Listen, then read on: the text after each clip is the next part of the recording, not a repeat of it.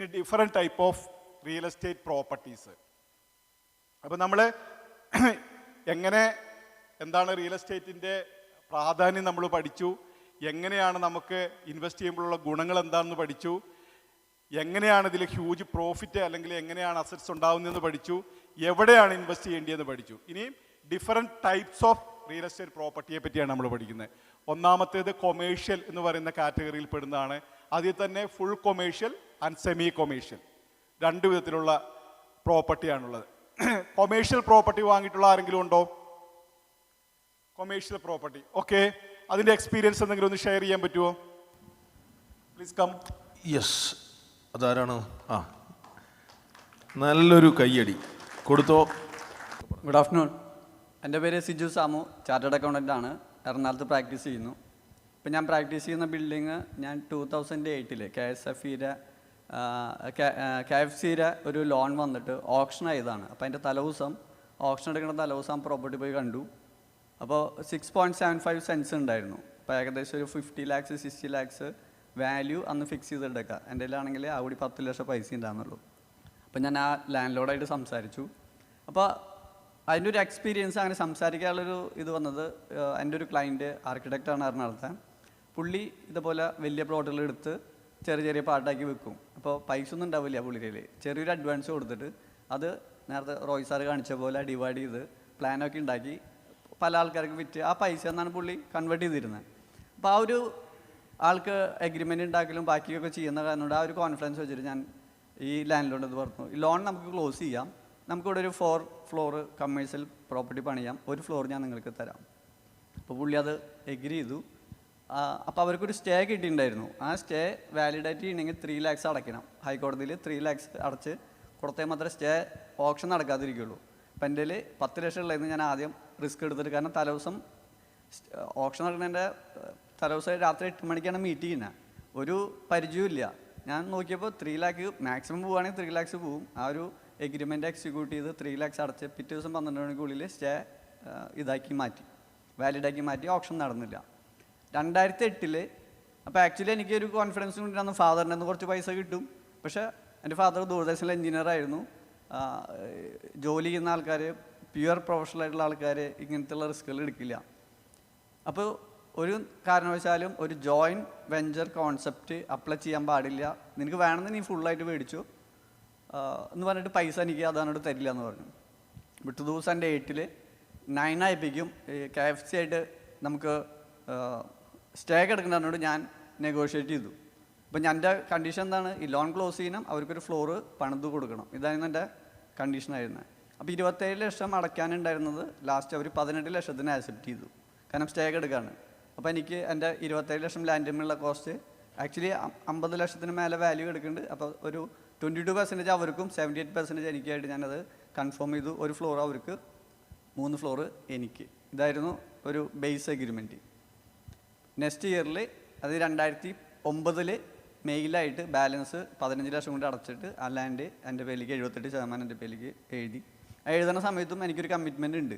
4 floor അവിടെ പണിയണം, 1 floor അവർക്ക് കൊടുക്കണം. ഈ 15 ലക്ഷം ഞാൻ 2005 തൊട്ടാണ് പ്രാക്ടീസ് തുടങ്ങിയത്. 2009 ആ കറക്റ്റ് പൈസ, അതായത് സ്റ്റാമ്പ് ഡ്യൂട്ടിക്ക് പൈസ ഉണ്ടാകുന്നില്ല, അത് വന്നിട്ട് കടം മേടിച്ചിട്ടാണ് എക്സിക്യൂട്ട് ചെയ്തത്. അപ്പോഴും അമ്മയപ്പനും ചോദിച്ചു, നീ അത് എങ്ങനെ ചെയ്യും? കാരണം നമ്മളൊരു കമ്മിറ്റ്മെൻറ്റ് കൊടുത്തേക്കാം, 4 ഫ്ലോർ പണിയണം, അതിലൊരു ഫ്ലോർ അവർക്ക് കൊടുക്കണം. ഞാൻ ലാസ്റ്റ് അഡ്വക്കേറ്റിൻ്റെ അടുത്ത് സംസാരിച്ചു, ചിലപ്പോൾ 3 ഇയറിൻ്റെ ഉള്ളിൽ പണിത് കൊടുക്കണം, അപ്പോൾ 12ൻ്റെ ഉള്ളിൽ കഴിയണം. ആ സമയത്ത് ഒരു പൈസയും ഇല്ല. പിന്നെ ബാങ്കിൽ നിന്ന് ലോൺ എടുക്കാം. അപ്പോൾ ലോൺ എടുക്കാനും വീട്ടുകാരെ സമ്മതിക്കുന്നില്ല. അപ്പോൾ ഒരു ക്ലോസ് വെച്ചു. അവർക്ക് അവിടെ താമസിക്കണമെന്നില്ല, അവർക്ക് അവിടെ ഒരു വേറൊരു പ്രോപ്പർട്ടി താമസിക്കുമ്പോൾ അതിൻ്റെ ഒരു റെൻറ്റ് കൊടുത്താൽ മതി. അപ്പോൾ 7,000 to 15,000 വരെ അവർ താമസിക്കുന്ന വീടിന് വേണ്ടി റെൻറ്റ് കൊടുക്കാമെന്ന് പറഞ്ഞ് 3 കൊല്ലത്തിനുള്ളിൽ പണിതില്ലെങ്കിൽ അവർ ക്ലോസ് വെച്ചു. അപ്പോൾ വാലിഡായി, ഫുൾ ലൈഫ് ലോങ് നമുക്ക് വാലിഡ്, നമ്മൾ 7,000 10,000 12,000 വെച്ച് കൊടുക്കുകയാണെങ്കിൽ നമ്മുടെ എഗ്രിമെൻ്റ് അങ്ങനെ വാലിഡായിട്ട് മൂവ് ചെയ്തുകൊണ്ടിരിക്കും. 2012 ഞാൻ കൊടുക്കാമെന്ന് പറഞ്ഞ സംഭവം ഞാൻ 2018 ബിൽഡിങ്ങിൻ്റെ കൺസ്ട്രക്ഷൻ സ്റ്റാർട്ട് ചെയ്തുള്ളൂ. 2021 ക്ലോസ് ചെയ്തു. ഇപ്പോൾ ഇവിടെ ഇരിക്കുന്ന പലർക്കും എനിക്ക് എൻ്റെ ബിൽഡിങ്ങിലേക്ക് വന്നിട്ടുണ്ട്, അല്ലെങ്കിൽ ഓഫീസിൽ വന്നിട്ടുണ്ട്. കടവന്തറ KP1 റോഡിൽ, അതായത് 15 മീറ്റർ റോഡ് ഫ്രണ്ടേജുള്ള റോഡിൽ 4 ഫ്ലോർ 7,000 സ്ക്വയർ ഫീറ്റിൻ്റെ വീട് ബിൽഡിങ് പണിതു. ഒരു ഫ്ലോറ് അവരുടെ പേരിലാണ്, ബാക്കി 3 ഫ്ലോറ് എൻ്റെ പേരിലാണ്, ടെറസ് ഫ്ലോർ എൻ്റെ പേരിലാണ്, ഗ്രൗണ്ട് ഫ്ലോറ് അണ്ടർഗ്രൗണ്ട് പാർക്കിങ്ങും എൻ്റെ പേരിലാണ്. അപ്പോൾ 5 ഫ്ലോർ എൻ്റെ പേരിലും 1 ഫ്ലോർ അവരുടെ പേരിലായിട്ട് ഒരു കമേഴ്ഷ്യൽ പ്രോപ്പർട്ടി 6 കോടിക്ക് മേലെ ഇപ്പോൾ വാല്യൂ വരും. എനിക്ക് 2 കോടിയാണ് ഇൻവെസ്റ്റ്മെൻറ്റ് വന്നിട്ടുള്ളത്. Thank you. ഒരു വലിയൊരു കയ്യടി കൊടുക്കൂ. പൈസ ഇല്ലാതെ എങ്ങനെ റിയൽ എസ്റ്റേറ്റ് പ്രവർത്തിക്കാൻ പറ്റും എന്നുള്ള ഉദാഹരണമാണ് അദ്ദേഹം നമ്മളെ ഇപ്പോൾ കാണിച്ചു തന്നിട്ടുള്ളത്. അപ്പം നമുക്ക് കൊമേഴ്ഷ്യൽ ആൻഡ് സെമി കൊമേഴ്ഷ്യൽ അതിലേക്ക് പോവാം. അപ്പം കൊമേഴ്ഷ്യൽ പ്രോപ്പർട്ടി എന്ന് പറഞ്ഞാൽ എപ്പോഴും നമുക്ക് മനസ്സിലാക്കേണ്ട ഒരു കാര്യം, അതിന് വാല്യൂ എപ്പോഴും കൂടുതലായിരിക്കും. നമ്മൾ വാങ്ങുന്ന സമയത്തും വാല്യൂ കൂടുതലായിരിക്കും, അളവ് കുറവായിരിക്കാം. അപ്പോൾ നമുക്ക് കൂടുതൽ പൈസയുള്ള ആളുകൾക്കാണ് അത് സൂട്ടബിൾ ആയിട്ടുള്ള പ്രോപ്പർട്ടി. രണ്ടാമതായിട്ട് ഹാൻഡിൽ ചെയ്യാൻ നമ്മൾ എപ്പോഴും സ്ഥലത്തില്ലാതെയൊക്കെയുള്ള ആളുകൾക്കും ഇങ്ങനത്തെ പ്രോപ്പർട്ടി സൂട്ടബിൾ ആണ്. പക്ഷേ നിങ്ങൾ നല്ല എക്സ്പീരിയൻസ്ഡ് ആയിട്ടുള്ള ഒരു റിയൽ എസ്റ്റേറ്റ് ഇൻവെസ്റ്റർ ആയി കഴിഞ്ഞാൽ എൻ്റെ സജഷൻ എപ്പോഴും നിങ്ങൾ സെമി കൊമേഴ്ഷ്യൽ ആയിട്ടുള്ള ലാൻഡ് വാങ്ങണം എന്നുള്ളതാണ്. അതായത് നമുക്ക് എപ്പോഴും ഓപ്പർച്യൂണിറ്റി കൂടുതലുള്ളത് അതായത് ഒരു ടൗൺ ആയിട്ട് വികസിച്ച് വരുന്നൊരു സ്ഥലത്ത് ഇപ്പോൾ റെസിഡൻഷ്യലും അല്ലെങ്കിൽ ചെറുതായിട്ട് കൊമേഴ്ഷ്യലും ആണെന്ന് നമുക്ക് ചിന്തിക്കാൻ പറ്റുന്ന ഒരു ലാൻഡാണ് നമ്മൾ വാങ്ങുന്നതെങ്കിൽ നാളെ നമുക്കതൊരു കൊമേഴ്ഷ്യലായിട്ട് മാറ്റാൻ വേണ്ടി പറ്റും. അപ്പോൾ നമ്മൾ പർച്ചേസ് ചെയ്യുന്ന പൈസ വളരെ കുറവായിരിക്കും, നമ്മുടെ വാല്യൂ അഡീഷനും വളരെ കൂടുതലായിരിക്കും. നമ്മൾ ഫുൾ കൊമേഴ്ഷ്യൽ ആയിട്ടുള്ള ഒരു സ്ഥലം വാങ്ങിയാൽ നമുക്ക് എന്താണെന്ന് ചോദിച്ചാൽ അത് സേഫാണ്, ലിക്വിഡിറ്റി കൂടുതലാണ്, നമുക്ക് വിൽക്കാൻ എളുപ്പമാണ്, നമുക്ക് കൺസ്ട്രക്ഷൻ ചെയ്യാൻ എളുപ്പമാണ്. ഇതെല്ലാം എളുപ്പമാണെങ്കിലും നമുക്ക് മറ്റേതിലുണ്ടാക്കാൻ പറ്റുന്ന അത്രത്തോളം പ്രോഫിറ്റ് ഒരു ഫുൾ കൊമേഴ്ഷ്യൽ ആയിട്ടുള്ള പ്രോപ്പർട്ടി ചിലപ്പോൾ ഒരു പക്ഷേ പെട്ടെന്ന് ഉണ്ടാക്കാൻ വേണ്ടി പറ്റില്ല. അപ്പം നമ്മൾ തുടക്കക്കാരെന്നുള്ള നിലയ്ക്ക് നമുക്ക് ഫുൾ കൊമേഴ്ഷ്യൽ ഇങ്ങനെയൊക്കെ ലാൻഡിലേക്ക് പോയാലും നമ്മൾ എക്സ്പീരിയൻസ്ഡും പരിചയവും ഒക്കെ ഉള്ള ആളുകളായി കഴിയുമ്പോൾ സെമി കൊമേഴ്ഷ്യലിലേക്ക് പോവുക. ഈ സെമി കൊമേഴ്ഷ്യൽ എന്ന് പറഞ്ഞാൽ ഞാൻ പലപ്പോഴും നിങ്ങൾ ട്രാവൽ ചെയ്യുമ്പോൾ പലപ്പോഴും കാണാൻ പറ്റും, ഈവൻ നാട്ടുമ്പുറത്ത് പോലും ഒരു 3 റോഡ് കൂടിച്ചേരുന്നിടത്ത് ഇങ്ങനെ ബിൽഡിംഗ് ഒക്കെ ഉണ്ടാക്കി വരുന്ന ഏരിയകളൊക്കെ കാണാൻ വേണ്ടി പറ്റും. അപ്പം അവിടെ അങ്ങനെയുള്ള പൊട്ടൻഷ്യലൊക്കെ പല സ്ഥലത്തും നമുക്ക് തിരിച്ചറിയാൻ പറ്റിയാൽ നമുക്ക് വളരെ ചെറിയ വിലയ്ക്ക് കൊമേഴ്ഷ്യൽ ആയിട്ടുള്ള ലാൻഡ് വാങ്ങാനായിട്ടുള്ള ഓപ്പർച്യൂണിറ്റീസ് ഉണ്ട്. അപ്പം ഇതെല്ലാം വളരെ വിശദമായിട്ട് നമുക്ക് സംസാരിക്കേണ്ട വിഷയങ്ങളാണ്. നമുക്ക് ഒരുപാട് ഇന്ന് കോണ്ടന്റ് ഉള്ളതുകൊണ്ട് നമുക്ക് കുറച്ച് സ്പീഡിൽ പോകാം. അടുത്തതായിട്ട് റെസിഡൻഷ്യൽ ഏരിയ ആണ്, pure residential and residential cum semi commercial. അതായത് നമുക്ക് റെസിഡൻഷ്യൽ ആയിട്ടുള്ള വില്ലകളും വീടുകളൊക്കെ പണിയാൻ പറ്റുന്ന ലാൻഡുകളുണ്ട്. ഞാൻ നേരത്തെ കാണിച്ചിട്ടുള്ള ആ പ്ലോട്ട് എന്താ പറയുക, ലേ ഔട്ടൊക്കെ ഉണ്ടാക്കാൻ പറ്റുന്ന ലാൻഡുകൾ. അതുപോലെ തന്നെ റെസിഡൻഷ്യൽ കം സെമി കൊമേഴ്ഷ്യൽ, അതായത് ഇപ്പോൾ റെസിഡൻഷ്യലാണ്, ക്രമേണ ഗ്രാജുവലി കൊമേഴ്ഷ്യലായിട്ട് മാറുന്ന ലാൻഡുകളുണ്ട്. അപ്പം ഇത് നമുക്ക് അങ്ങനെ പ്രോപ്പർട്ടീനെ ഡിവൈഡ് ചെയ്യാൻ വേണ്ടി പറ്റും. അടുത്തത് അഗ്രികൾച്ചർ ആൻഡ്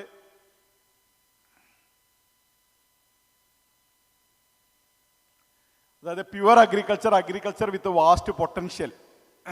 അതായത് ഈ അഗ്രികൾച്ചർ ലാൻഡിൻ്റെ ഒരു പ്രത്യേകത എന്ന് പറഞ്ഞാൽ കേരളത്തിൽ നമ്മൾ അഗ്രികൾച്ചർ ലാൻഡ് വാങ്ങിയൊന്നും ആർക്കും രക്ഷപ്പെടാൻ വേണ്ടി പറ്റില്ല. അപ്പം അഗ്രികൾച്ചർ വിത്ത് വാസ്റ്റ് പൊട്ടൻഷ്യൽ അതിന് വളരെ സാധ്യതയുണ്ട്. അതായത് ഉദാഹരണത്തിന് പറയുകയാണെങ്കിൽ നമ്മൾ മൂന്നാറിലോ വയനാട്ടിലോ അങ്ങനെയുള്ള സ്ഥലത്ത് നല്ല USP ഉള്ള റിസോർട്ടൊക്കെ ഉണ്ടാക്കാൻ പറ്റിയിട്ടുള്ള, ഞാൻ പറയുന്ന ഒരു സാധാരണ വയനാട്ടിലൊരു സ്ഥലം വാങ്ങി റിസോർട്ട് ഉണ്ടാക്കാമെന്ന് വിചാരിച്ചാൽ അത് ചെയ്യാൻ വേണ്ടി പറ്റില്ല. വളരെ USP ഉള്ള പ്രോപ്പർട്ടി വാങ്ങുകയാണെങ്കിൽ ഈ സ്ഥലത്തൊക്കെ വാങ്ങിയാൽ, മൂന്നാറിലും വയനാട്ടിലൊക്കെ വാങ്ങിയാൽ നമുക്ക് വളരെ വില കുറച്ച് വാങ്ങാൻ പറ്റും. ഭാവിയിൽ നമുക്കതിനെ ഒരു റിസോർട്ടായിട്ടോ ഒരു ഫാമായിട്ടോ പല വിധത്തിൽ നമുക്ക് കൺവേർട്ട് ചെയ്ത് ഹ്യൂജ് ആയിട്ടുള്ള വാല്യൂ അഡീഷൻ നമുക്ക് കൊണ്ടുവരാൻ വേണ്ടി പറ്റും.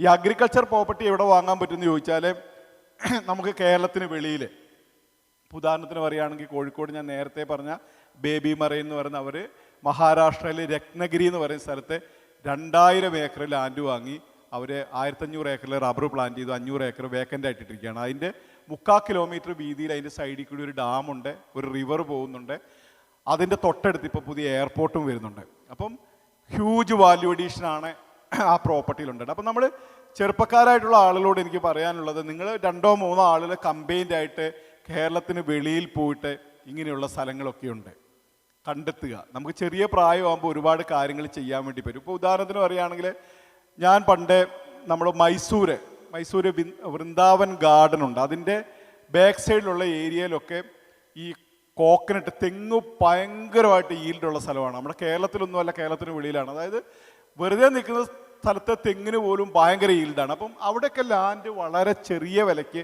വാങ്ങാൻ വേണ്ടി കിട്ടും, ബെയർ ലാൻഡ്. അവിടെയുള്ള ആളുകളൊന്നും അങ്ങനെ അഗ്രസീവായിട്ട് കൃഷി ചെയ്യുക അങ്ങനെയൊന്നും അല്ലാത്ത ബെയർ ലാൻഡുകളുണ്ട്. അപ്പോൾ നമ്മൾ 2-3 ആളുകൾ കൂടി ചേർന്ന് ഇങ്ങനെയുള്ള ഏതെങ്കിലും സ്ഥലത്ത്, ഞാനൊരു ഉദാഹരണം പറഞ്ഞാണ്, ഇങ്ങനെ പല സ്ഥലങ്ങളുണ്ട്, അവിടെ പോയി 15-20 ഏക്കർ ലാൻഡ് വാങ്ങി അവിടെ നമുക്ക് എന്താണ് അവിടെ ഒരു കൃഷി ചെയ്യാൻ പറ്റുന്നത്, തെങ്ങാണെങ്കിൽ തെങ്ങ് കൃഷി ചെയ്തു, അതിനുള്ളിൽ നമ്മളൊരു ഫാം സ്റ്റേ, ഒരു നല്ലൊരു വീട് ഭംഗിയുള്ള ഉണ്ടാക്കി നമ്മൾ വല്ലപ്പോഴും അവിടെ പോവുകയും താമസിക്കുകയും നമ്മുടെ ഫ്രണ്ട്സിനൊക്കെ പോവുകയും നമുക്ക് യാത്ര ചെയ്യുകയും ഒക്കെ ചെയ്യാനും ക്രമേണ ആ പ്രോപ്പർട്ടിയിൽ ഈ തെങ്ങൊക്കെ വളർന്നു വന്ന് ഹ്യൂജ് വാല്യൂ ഉള്ള പ്രോപ്പർട്ടിയായിട്ട് ആ പ്രോപ്പർട്ടിനെ മാറ്റാനും വേണ്ടി നമുക്ക് സാധിക്കും. അപ്പം ഇങ്ങനെയുള്ള ഓപ്പർച്യൂണിറ്റികൾ ഒരുപാട് സ്ഥലത്തുണ്ട്. നമ്മളിത് അറിയാത്തത് നമുക്ക് പോവാത്തത് കൊണ്ടും അന്വേഷിക്കാത്തത് കൊണ്ടുമാണ്. അപ്പം കുറഞ്ഞ മുതൽ മുടക്കിൽ ഒരു ലാൻഡ് വാങ്ങി നമ്മുടെ പ്രയത്നം കൊണ്ട് അതിനുള്ളിൽ വാല്യൂ അഡീഷൻ ഉണ്ടാക്കി ഹ്യൂജ് വാല്യൂ ഉള്ള പ്രോപ്പർട്ടിയാക്കി നമുക്ക് മാറ്റാൻ വേണ്ടി സാധിക്കും. അപ്പം ഇതൊക്കെ ഇങ്ങനത്തെ ക്രിയേറ്റീവായിട്ടുള്ള തോട്ട്സ് നമുക്കുണ്ടെങ്കിൽ നമ്മൾ ഒറ്റയ്ക്ക് ചെയ്യണ്ട, നമ്മളൊപ്പം പോകാനായിട്ട് നമ്മുടെ 2-3 ഫ്രണ്ട്സ് ഉണ്ടെങ്കിൽ ആ ഫ്രണ്ട്ഷിപ്പ് നിലനിർത്താനും നമുക്ക് ജോളിയായിട്ട് പോകാനും സന്തോഷത്തോടുകൂടി അവിടെ പോയി ഇരിക്കാനും നിൽക്കാനും അവിടെ 4 ദിവസം താമസിക്കാനും ഓരോരുത്തർക്കും മാറി മാറി പോകാനും അല്ലെങ്കിൽ നമ്മുടെ മറ്റു ഫ്രണ്ട്സിനെ വിടാനും ഒക്കെ പറ്റുന്ന ഒരുപാട് സ്ഥലങ്ങൾ ഇപ്പോൾ തമിഴ്നാട്ടിലൊക്കെ നമുക്ക് ഹൈവേയുടെ സൈഡിലൊക്കെ ഇങ്ങനെയുള്ള ലാൻഡുകൾ കിട്ടും.